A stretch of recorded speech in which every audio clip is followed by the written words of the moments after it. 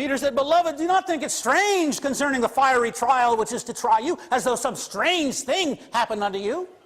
But rejoice to the extent that you partake in Christ's sufferings, that when his glory shall be revealed, you may also be glad with exceeding joy." What I get out of that is, look, we're all going to be joyous when Christ returns. We're all going to be joyous when he calls us home and we're absent from the body and present with the Lord. Every Christian's going to have joy. But think of the joy of the Christian who was persecuted here. He's going to have exceeding joy there. Moses esteemed the reproach of Christ greater riches than the treasures in Egypt. Why? Because he looked for the reward. Hebrews 11:25. Okay, your aunt doesn't want to talk to you anymore since you told her about Jesus. Rejoice. Other kids make fun of you because you won't go to their parties. Rejoice. Other women at work avoid you because you won't gossip with them. Rejoice. You've been accused of being a religious nut. You've been accused of being a religious fanatic. Rejoice. If you believe in Jesus, you'll rejoice, because your heavenly rewards are increased exponentially when you suffer for Jesus Christ. And this would all be more clear to us if we would do what Paul urges us to do, that is, look at the permanent things which are not seen rather than the temporary things which are seen. That doesn't come easy to us, does it? We look at what we see. I can touch this, I can feel this. I can't touch or feel heaven. I can't touch or feel faith. In our world, people who look at what is invisible are thought to be mad. This is my friend Harvey. Harvey, say hello to the people. The irony is that those who see what is invisible in the spiritual world are actually seeing things more clearly than those who don't. Because the visible things are transitory, it's the invisible things that are really permanent, Paul says. So how about you? Can you look beyond this world of stuff and see what is real? This is transitory. Can you see what's real in life? Can you see the permanent beyond the temporary? The book of Hebrews makes a striking statement about Moses. By faith he forsook Egypt, not fearing the wrath of the king, for he endured as seeing him who is invisible. He saw him who was invisible.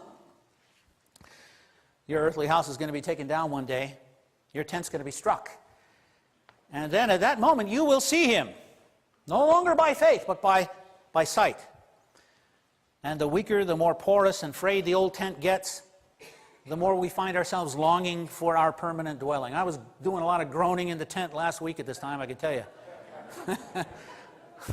I thought it was ironic. Okay, I get it. It's funny, Lord.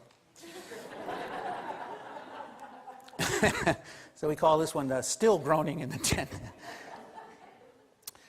Some of you find that your knees are failing, your hips are failing, your eyesight is fading. You can't hear as well. You have headaches, you have backaches, you have muscle aches.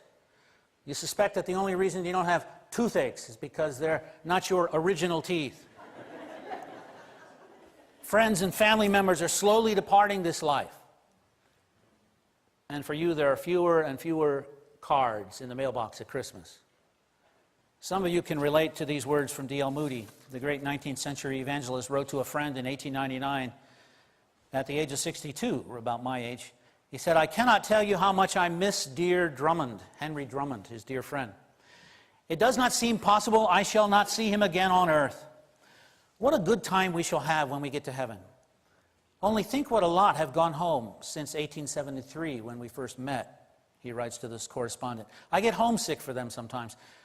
And yet I would not be off until the work that the Lord has given me to do is finished. The work is sweeter now than ever. And I think I have some streams started that will flow on forever." Isn't that neat?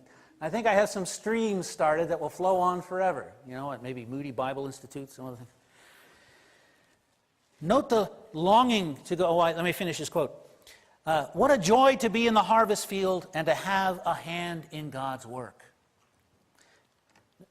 Notice the longing that he felt to go home and see his dear friends.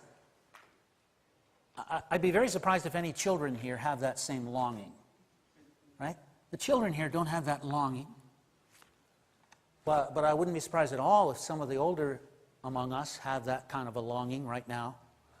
You're groaning in your tent, and you're beginning to look forward to the day when God clothes you with a new body.